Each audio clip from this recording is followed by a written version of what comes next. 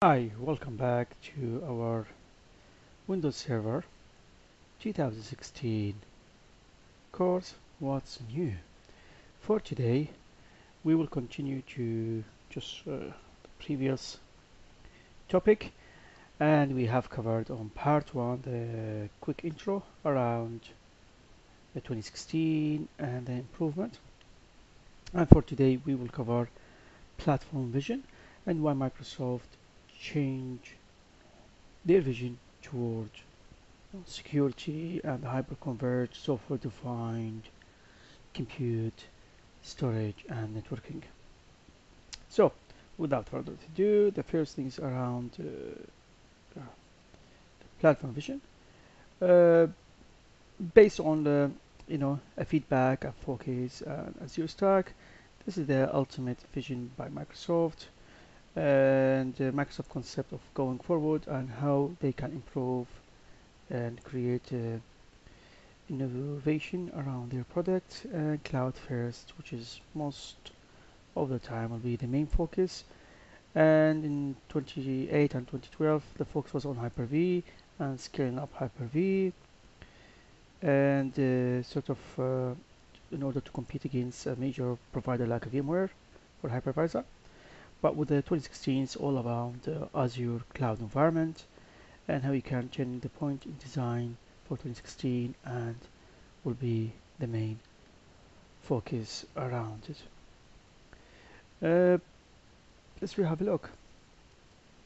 So, platform vision driven by feedback. Microsoft, according to the white papers and online, Microsoft they had basically few schemes like inside schemes, and they gave feedbacks and from customers and suggestion around the products, and they work on it to improve it.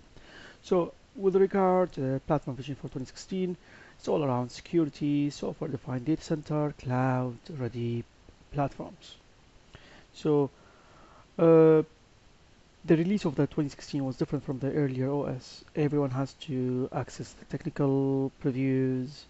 We had TP1 all the way to TP5 for a couple of years, feature being added, a lot of the information around videos, through the Channel 9, Virtual Academy, and Microsoft is driving telemetry towards, catching errors, and so on. So these are basically leverage, the improvement. That's why on 2016 and later on will be different. Now, the focus around hybrid data. Most of customers nowadays they have either cloud environment or hybrid environment. So to be able to have that agility, flexibility, traditional data center with file, web services, database servers, limit the agility to be able to scale up, scale down, and it was not basically it was very costly. And when it comes to refresh, it does basically impact, and require like a proper project with a budget for it. Now, on-premise, private cloud, it give you that flexibility around medium agility, scale up faster, but it's not like other public cloud like Microsoft Azure, AWS, or Google, which give you high agility and scale up faster. Also, in addition to these, it helps us to move faster to hybrid cloud environments. So within Microsoft, we've noticed the last few years they've changed the way how they support their platforms, and we have something around some Azure Public Cloud, and we got something called Azure Stack, which basically empowers the control data center and sort of like a hybrid hyperscale enterprise between the platforms or on-premise and the cloud. And we have like either infrastructure as a service or platform as a service, and then again utilizing Windows servers or even Linux. So we are getting more and more and more like uh, tools, technology are getting supported on these public clouds. According to Microsoft white papers and information they published, they are seeing nearly 100,000 new Azure subscription per month.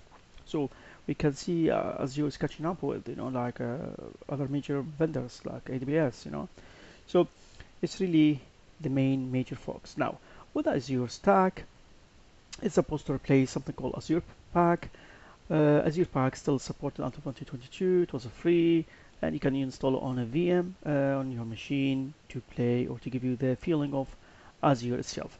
With Azure Stack, it's a bit different. You get now Microsoft, I think, working with a vendor or partner, which they provide like a hardware with Azure Stack pre-installed, which means again the ultimate aim is to help around pre-provisioning, preparing environment if you choose to move to the cloud.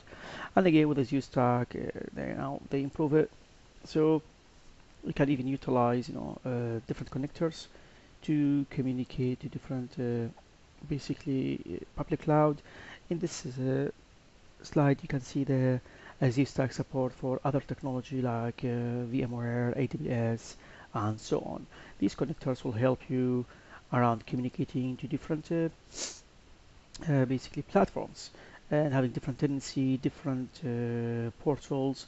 In that scenario, we can see is either System Center Suite or VMM connectors. It could be Azure connector, it could be Azure Stack connector, it could be VMware, AWS, OpenStack, and Veeam, or any other REST APIs via PowerShell.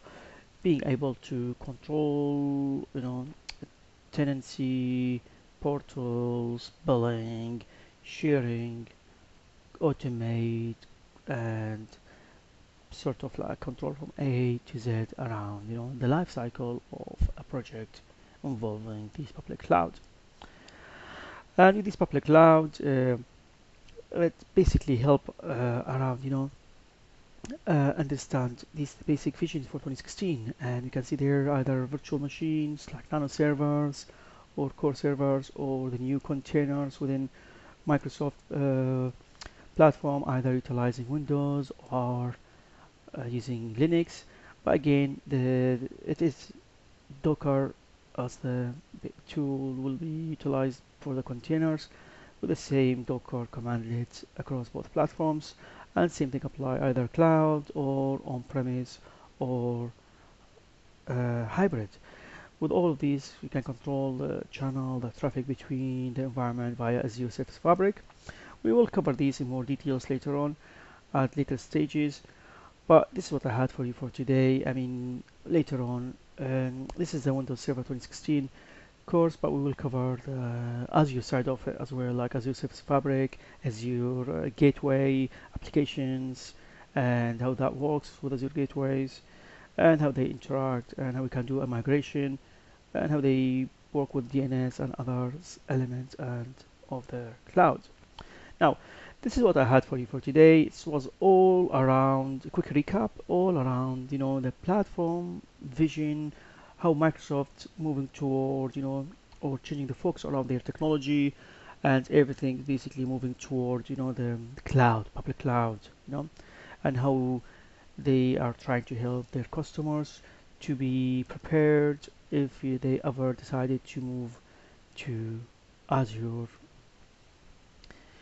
That's all for today. Hopefully you've learned something useful, and I shall see you at part 3 for our course Windows Server 2016 What's New. Thank you. Goodbye.